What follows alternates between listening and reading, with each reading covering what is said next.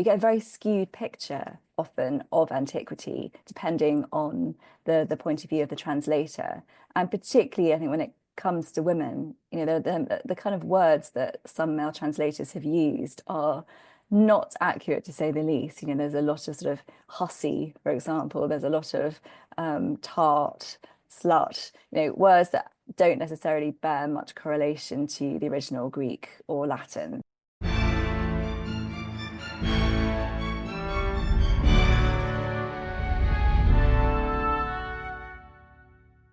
Hello. Boudicca, Cleopatra, Artemisia and Olympias are just a few of the many women of the ancient world that we know about, but it's significant that we know about them from male writers.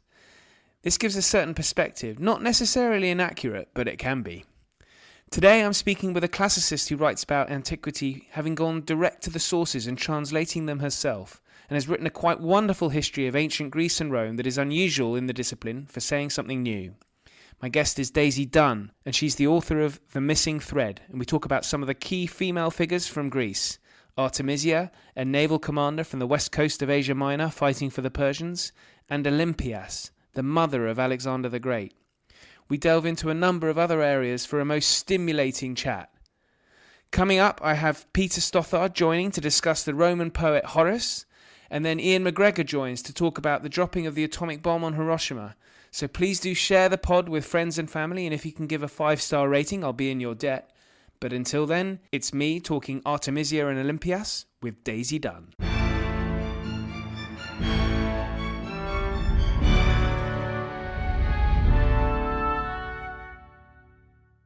Daisy, thank you very much for joining me. It's a real pleasure to have you on.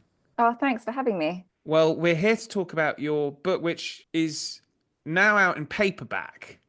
But I've been meaning to get in touch to speak to you about it because I've enjoyed it so much. And it's called The Missing Thread.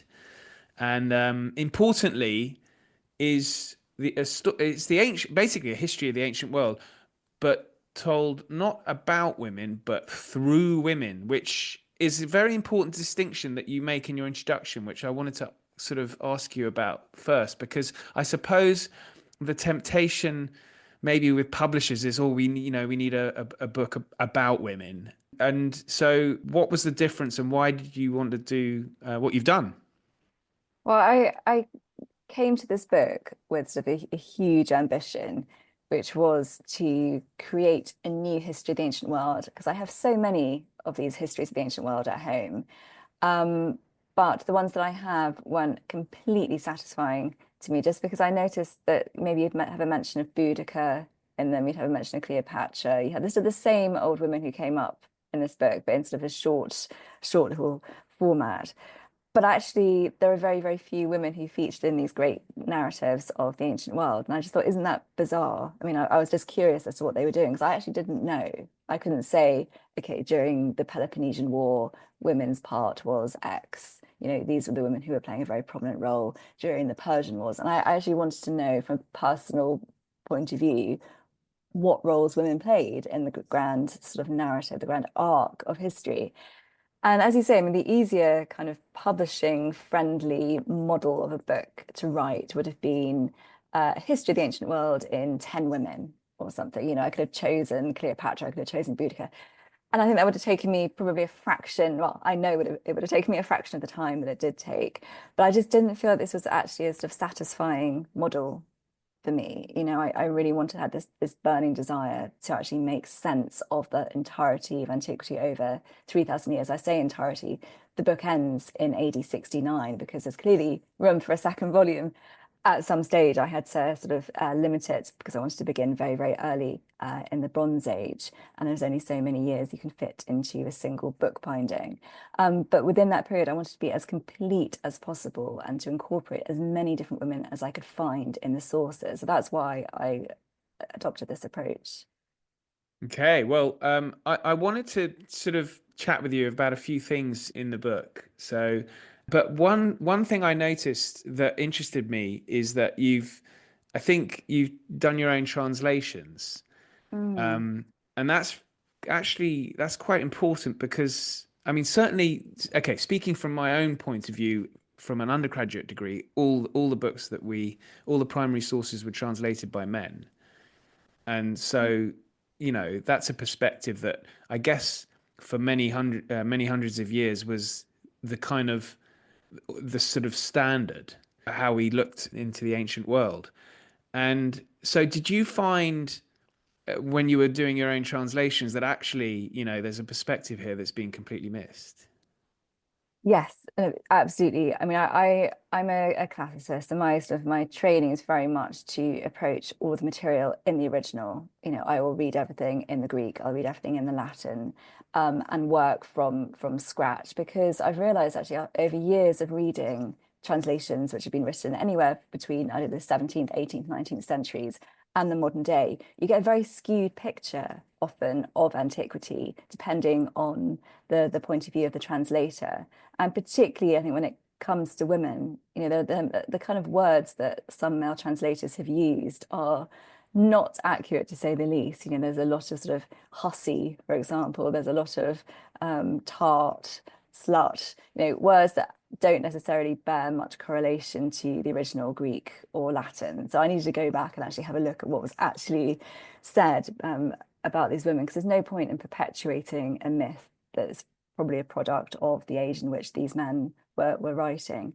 And I think it also it brings me as a historian so much closer to the events that are being described, to the people who are being described, to actually be touching the words that were written about them, to be interpreting them through my own experience as well. I think that's just incredibly important, and where I've sort of included translations in the book. I mean, at the very beginning of each chapter, I've actually translated women's writing because that in itself is quite a rarity in the ancient world in terms of survival. Most of the writing that we have surviving from the ancient world is by men. So I'm used to translating men more than I am by women. Every classicist is. So to actually encounter some of these words which are written by women and sort of have the sort of privilege of translating them and rendering them anew, that was something really special. It was really important to me that I should be able to carry some of these original women's words into the book and put them there right up front at the beginning of every chapter. Yes, that's something that's quite innovative. I mean, this isn't I'm not, well, okay, I don't know all the books that have been published, but this seems sort of quite unusual approach to take. Yeah, I mean, I think Depressingly so, I suppose. Depressingly so. I mean, this is the difficulty, isn't it? I mean, one of the questions I'm asked a lot, well, how do you write a book which is centered on women in the ancient world, when 99% of your sources are written by men? And this is the problem. I mean, this is the big barrier that you have when you write a book like this. But my response is usually that we do have women's writing. There were women who were writing poetry. There were women who were writing works of history. And the very fact that their work wasn't preserved tells an important story in itself in terms of what was deemed important by the people who were preserving and keeping these manuscripts. And there's also the fact that we have a huge amount of evidence from the archaeological record. We have art, we have works of philosophy, we have sort of other ways of seeing women and bringing them together with these written historical literary sources which are produced predominantly by men. Yes, it's interesting that, and I suppose it contrasts with the richness of female characters in the ancient world because there are just so many. It's almost odd that so little sort of female writing survives. It's such a pity because I think you get such a clear picture of the centrality of a lot of these women to even, sort of poetic circles in Rome. Women were there, producing work which was being shared with men. Men were reading it. Men were reading Sappho, who's we do have fragments of her work, and they were saying, she's a genius. She is the female equivalent of Homer. And actually, men in the ancient world, of course, they could be hugely misogynistic, they could be sexist, they could be this, that, and the other. But actually, I found them on the whole a lot more interested in women's work than later men who are writing the histories, which is a slightly sad indictment of the modern age. Dear oh dear. Okay, right. Well, I need to make sure I don't misbehave on this. But what I'm interested, you start off with this interesting tale because I was reading. I interviewed Robin Lane Fox, who wrote a book about Homer and his Iliad, This is Mm. no doubt where Robin Lane Fox stands on this front. But the story of Fantasia, which is this hoax that has endured, I wanted to ask you about this because I really enjoyed reading about it, and I don't think I even knew about it. But uh, it's fascinating. It is. This is astonishing. I mean, I'm a huge. I'll say from the start, I'm a huge fan of Robin Lane Fox and his work. And he did this fantastic new book on Homer and, as you say, his Iliad. And he's taken a slightly controversial view in identifying the Iliad as the product of a single imagination, a single mind, one Homer, which is controversial because actually through a lot of history, we've said, oh, the Iliad, the Odyssey, they are products of the oral tradition. They've been passed down by several bards. They were added to, bits were incorporated by, lots of poets. And basically, there are lots and lots of different Homers rather than one Homer. But in antiquity, this wasn't so much seen to be the case. People believed that there was a Homer. And there was this great mystery over Homer, who Homer was. People didn't know, even in ancient times. So, because of this mystery, there was room for hoaxes, there was room for guesses as to who this person might have been. And the strangest idea that I came across was that Homer was actually a fraud and he was a poet who copied his work, or at least sort of stole the idea from a woman called Fantasia, who'd come up with the idea for the Iliad and the Odyssey. And she'd written them out and deposited them on some papyri and entrusted those papyri to a temple in Egypt.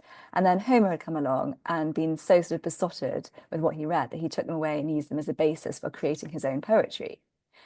And this sounds incredibly bizarre. You're thinking, actually, is there any credibility in this whatsoever? And you go to the Library of Alexandria, it's a great sort of age of discovery, where people are really putting together the works of Homer and other authors as well and storing them.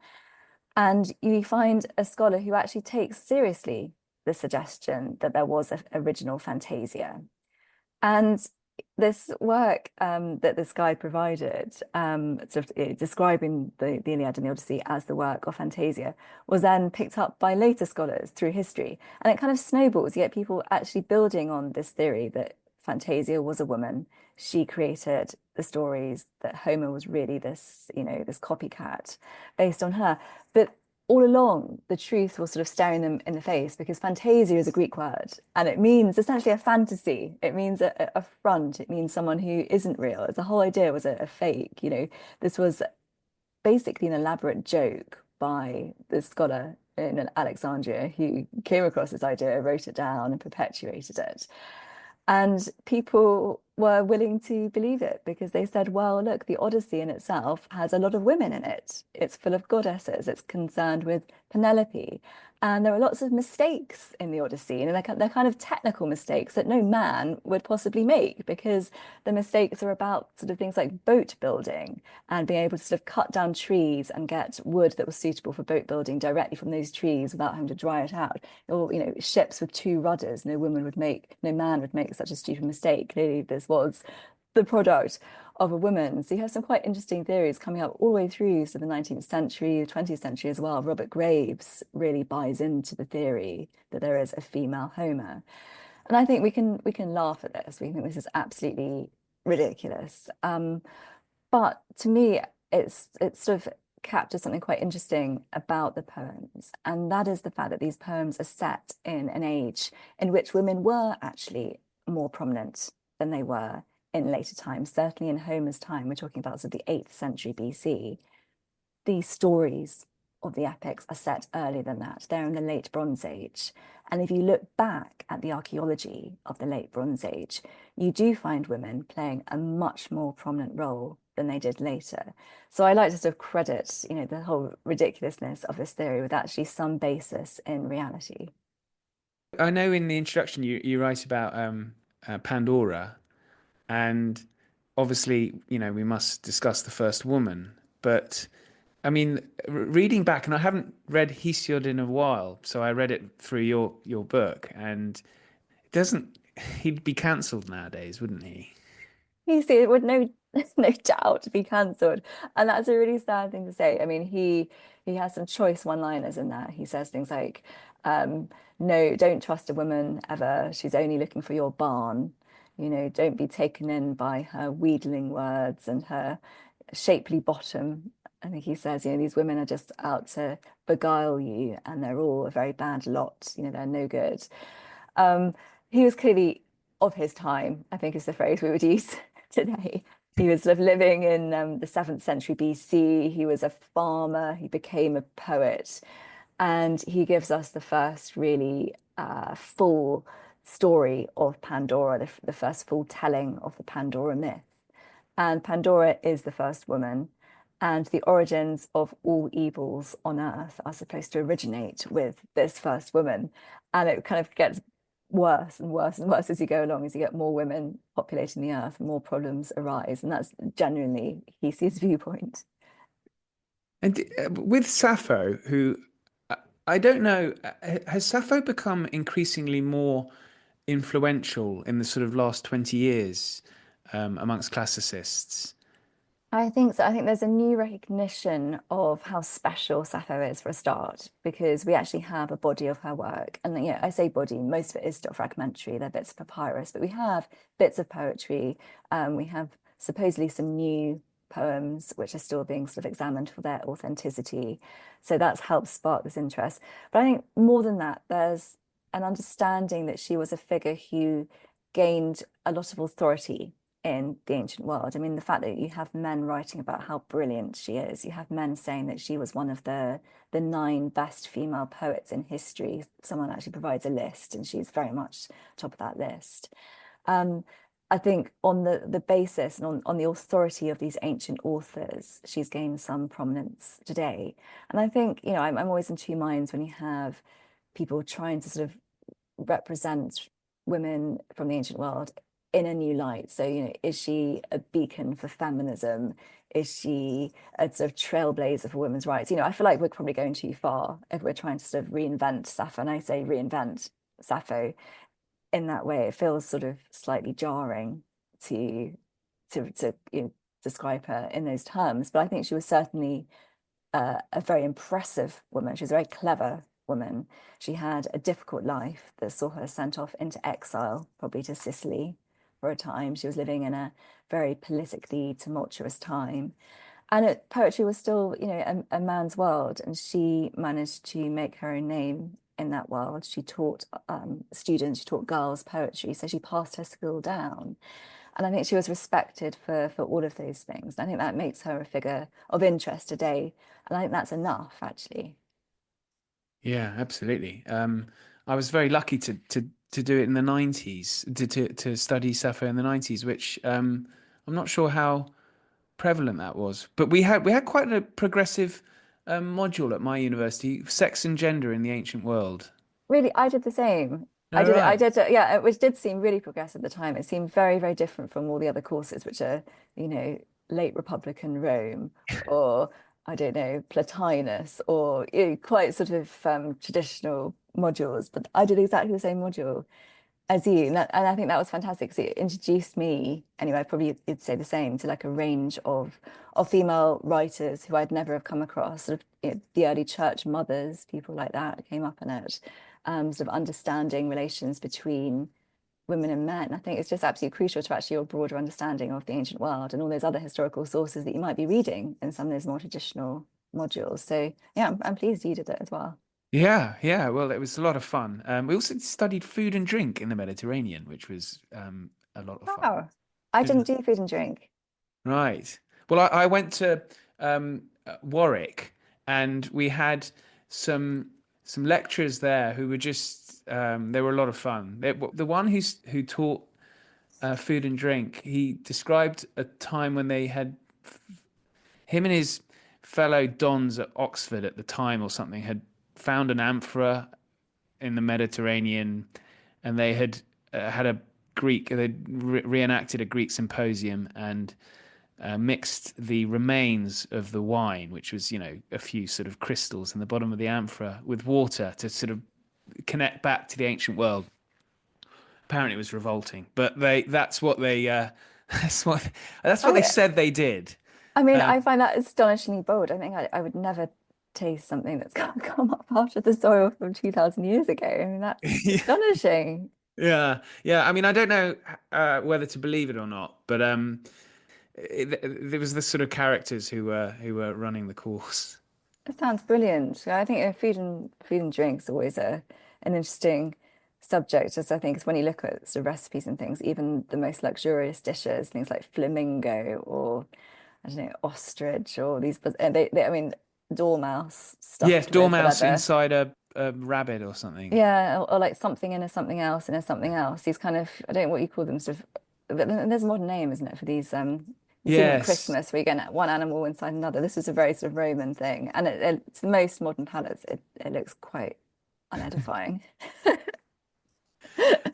Hello, Ollie here. Please forgive my interruption, but I wanted to let you know that at Aspects of History, we produce a digital magazine featuring articles, interviews, short stories, and book reviews of the best historical writing available. Authors featured including Ben Macintyre, Lucy Worsley, Andrew Roberts, and plenty more. An annual subscription is available for only $9.99. That's pounds or dollars. Yep, you heard that right. That's 6 issues for under £10 or dollars. Head over to aspectsofhistory.com to subscribe, where you can also gift subscriptions. Now back to the show. Right, so we digress, but I wanted to ask you about so one figure who I remember at the time studying was Artemisia, and Mm, you write about her in an interesting way, and also the way she's dealt with by Herodotus is very interesting, and she comes from the same city as him, but she's given sort of prophetic words which are of course mm, ignored, as is the habit in the ancient world with women who can predict the future. yeah. And that's very interesting. And then she does something that's almost I hesitate to say Odyssean in the Battle of Salamis, but again, she's got this sort of cunning to her as well. And why do you think that Herodotus wrote about Artemisia in this way?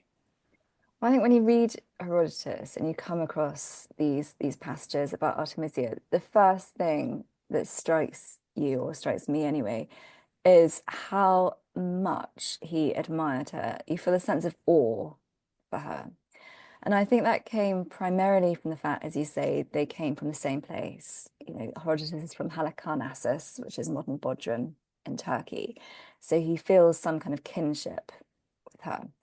But beyond that, I think there's a sense that she is someone who is set apart from the armies which are engaged in the Greco-Persian wars. She seems almost like a goddess who is visiting upon these armies. There's a sort of very intractable conflict between the two sides. And it's almost like she is sent by the gods to resolve the issue. I mean, you get the sense of this otherworldliness to her, even though she's familiar to Herodotus by virtue of her geography and the kind of the remit of her power. She seems almost superhuman. And I think maybe that is a result of the fact that what she did is so extraordinary. I mean, she is the only female naval commander on either side of the Greco-Persian wars. She is there, she sinks an allied ship in order to deceive the enemy. And supposedly this is part of the act that inspires Xerxes to say that his men have become women and his women have become men, because it seems so unlikely that you'd have a woman taking such important strategic decisions right away there in the middle of a naval battle. Um, but beyond that, I mean, Xerxes is summoning her for advice. And again, and I think when you read this, you're thinking, is this true? Or is this part of Herodotus's fantasy that this sort of very bizarre woman should suddenly appear within this narrative? Does Herodotus elevate her does he elevate her role and exaggerate her? But actually, I think the more I thought about it, and I read these pages so many times in Greek, and I sort of, looked at sort of the broader history as well. I think it's entirely credible that she was giving advice to Xerxes, that he was calling upon her for a viewpoint because he was getting increasingly frustrated with his male advisors. We have Mardonius, we have other people sort of within this circle, and I just think he needs an outsider's viewpoint. She's an ally of him, but she is an outsider. And she's trusted as a woman as well. She's the person that Xerxes entrusts his children to in a crucial moment of the war to sort of lead them to safety. And she's an anomaly. And I think, as you say, so historically, women don't have much track record for being believed and being trusted and being listened to when they give advice. And that's certainly the case in the very first instance. Xerxes ignores the advice that she gives him. But then that's not the only time he calls upon her. You know, he calls her back again, and he's determined to listen to her more. I think the second time we sort of think of Cassandra, the Trojan princess who's sort of destined never to be believed, even though she can speak prophecies of the future.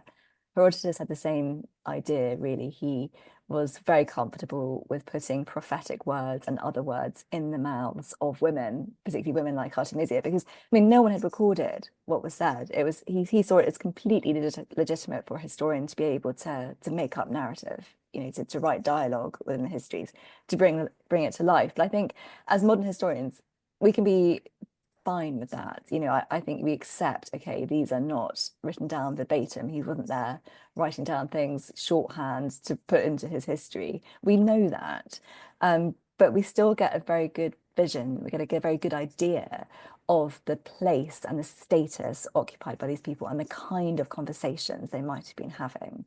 So I think to him, Artemisia was just an anomaly and extraordinary for being so. Well, another great woman that I wanted to speak to you about that again you write about really well in the book is Olympias, who is I think my favorite woman of the ancient world, and she, I certainly remember her, and I think she's been written about quite negatively again until recently, which I don't know what you think about that, but she is just quite this kind of, I don't know. I was reading my Aubrey de Selincourt translation, Hmm. and he says that she's a headstrong character. Now, I haven't gone through to check how many characters were headstrong in his translation, but I wonder if that's another one of these male translators. You know, she's she's she's got well, she's a bit sort of uppity. Yeah, I think you're right. I think headstrong has slightly negative connotations now, doesn't it? It kind of means you're, you know, there's something a bit weird about being so sort of decisive and so bold. And you don't find many men being described as headstrong. I think it's definitely more of a female adjective that you get in translations. And I think, I mean, with for Olympias in particular, I can see exactly why he chose that word. So she's the mother of Alexander the Great, we should probably say. She was married to Philip II. He was notoriously uxorious. You know, he married many, many times. He was by no means a sort of monogamous ruler. And this in itself made him and made her actually quite weird to the people who were writing sort of in Greece. You know, but there's the Macedonian court. They saw them as very, very different. Some of the people who were writing about them because the virtue of their marriage arrangements, their nature of their rule, the way that they lived was very, very different. And I think this helps to characterize Olympias as a slightly bizarre figure. And this begins early in her life. So one of the first descriptions of her is when she's a youth and she's practicing snake charming. And she meets Philip supposedly at these religious rites on the island of Samothrace, I think it is. And he is completely supposedly bewitched, and use the word bewitched by her, with this sort of this snake activity that she seems to be keen on, and it's part of these kind of chthonic sort of underworld rites. So from the very beginning, we have this picture of her as being this slightly weird, slightly exotic woman who is there right at the center of the Macedonian court.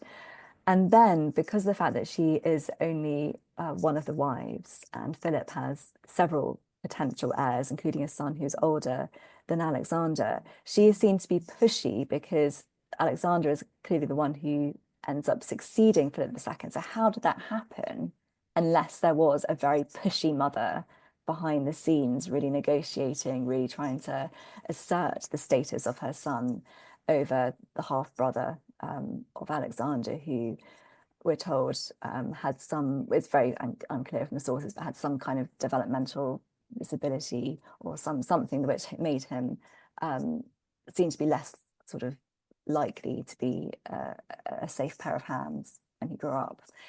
So Olympias takes on this very sort of marginal kind of role within the narrative until she's right there at the center of the action. She is the one who seems to be pushing Alexander to the fore. Um, Aristotle is employed as his tutor. He seems to have everything kind of going for him.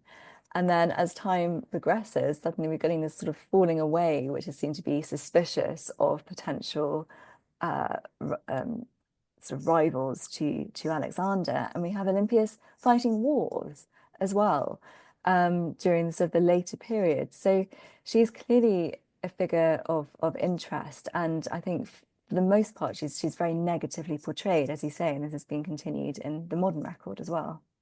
Yeah, I think she's a hugely positive figure from the ancient world. I just don't understand it myself. I mean, and one area that I do think that she should, I'm highly suspicious of her involvement in the murder of Philip, as along with Alexander.